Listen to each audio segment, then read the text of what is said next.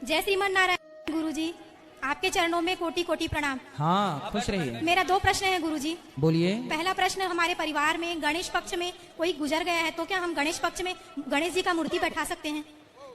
कब गुजरे हैं? गणेश पक्ष में।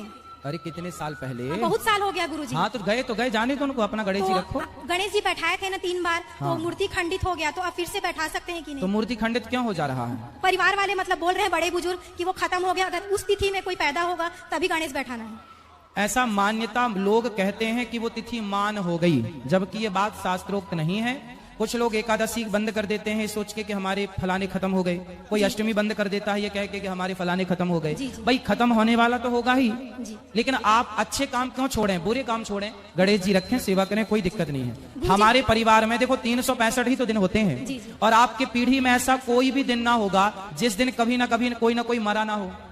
तो फिर सारे बंद कर दो, फिर तो सभी बंद हो जाएगा। लेकिन ये सारी परंपराएं गलत परंपराएं हैं। आप एकादशी के दिन कोई भले मर गया हो तो जिस दिन मृत्यु हुई उस दिन उत्सव ना मनाओ, लेकिन व्रत रखो, अगली एकादशी से उसको ठीक से करना।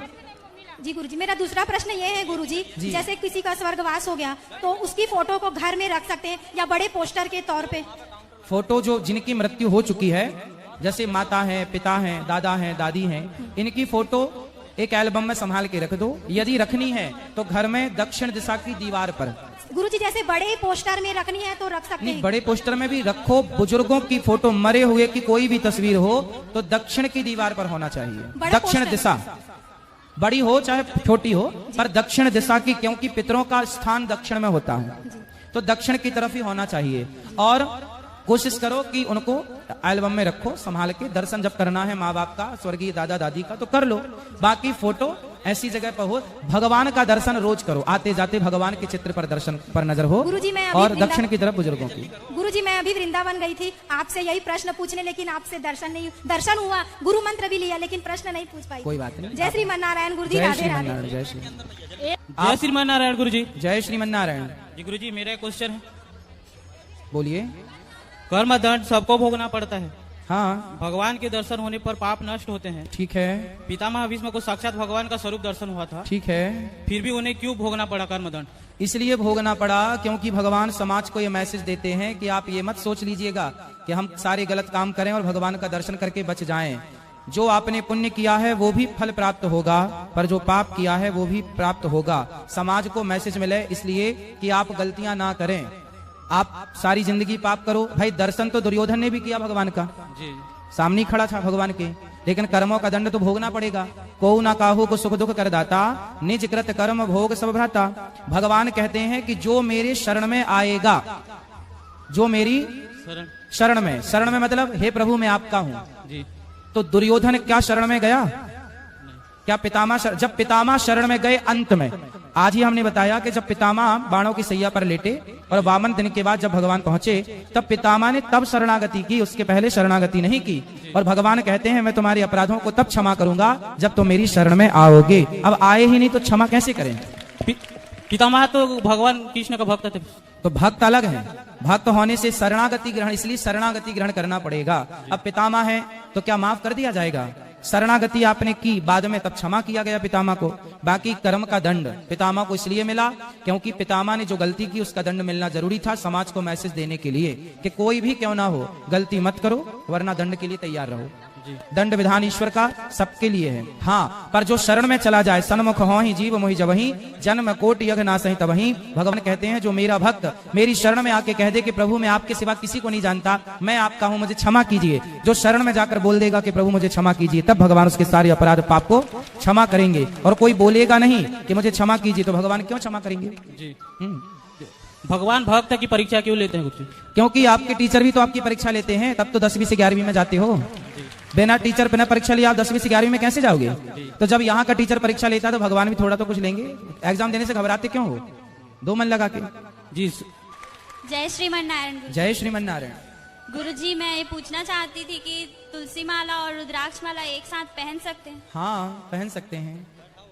तो गुरुजी, हमारे गांव में ना मतलब कि बहुत लोग ऐसे हैं कि जो रुद्राक्ष बांटते हैं तो बहुत लोग पहनते हैं पर वो लोग रूल्स नहीं फॉलो करते।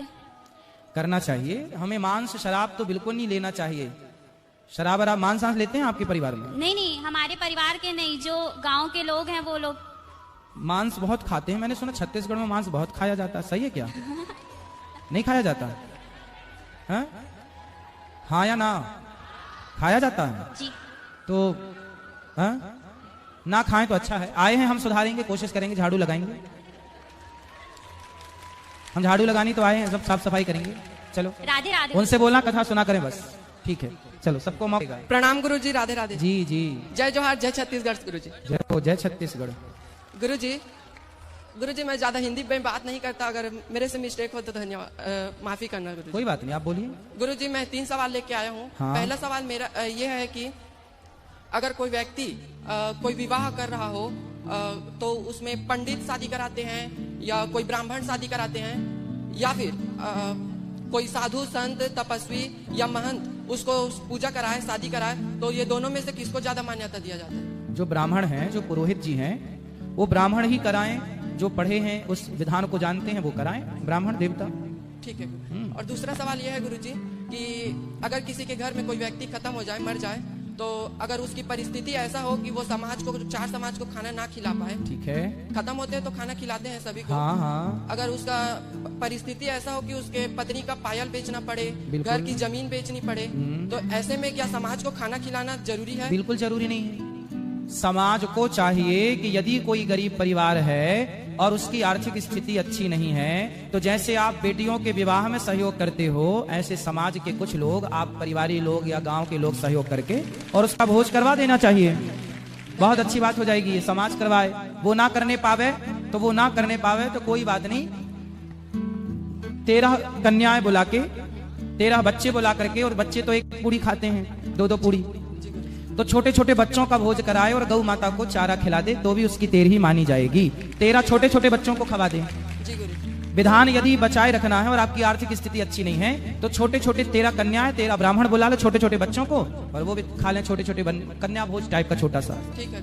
और गुरु जी तीसरा सवाल मेरा ये है कि लोग कहते हैं आज ये वार है, आज वो वार है, तो नाखून ना काटो, बाल ना काटो, तो ये सही बात है या फालतू की बात है? नहीं, फालतू की बात तो नहीं है, विधान है, सबके पीछे एक साइंटिफिक रीजन है, सबका एक वैज्ञानिक कारण होता है। इसलिए जो विधान बने हैं यदि फॉलो कर सको तो कर लेना चाहिए, नहीं कर सको तो अलग है, पर फालतू कुछ भी नहीं। हमारे यहाँ हाथ का कलावा बांधना भी फालतू नहीं है, इसका भी वैज्ञानिक कारण है। सिखा रखना भी, मैं वो नहीं बोल रहा हूँ गुरुजी, जैसे बाल नहीं काटना चाहिए, नाखून। हाँ हाँ, बालों का भी, नाखूनों का भी ग्रहों से संबंध होता है, तो बताइए ना वो गुरुजी। विधान है कि इस दिन नहीं काटना चाहिए, इस दिन तेल मत लगाओ, इस दिन ये मत काटो, तो इसलिए मना करते हैं। यदि फॉलो कर सको तो नहीं काटो, यदि नहीं कर सको, मजबूरी है तो अलग विषय है। जी गुरुजी। गुरुजी मैं आपसे कुछ नहीं मांगूंगा, बस मेरा एक तो रिक्वेस्ट है गुरुजी। बताओ। मैं आपका चरण छूना चाहता हूँ। अभी मिल लेंगे ना सबसे, तो आप भी मिल लीजिएगा। ये वीडियो कैसा लगा सभी दर्शक भाइयों, हमारे चैनल को अंगूठा दबाना मत भूलना, सदस्यता जरूर लेना, घंटी दबाना जरूर, लाइक और शेयर जरूर करना, कमेंट करके हमें जरूर बताना। जय श्री राम।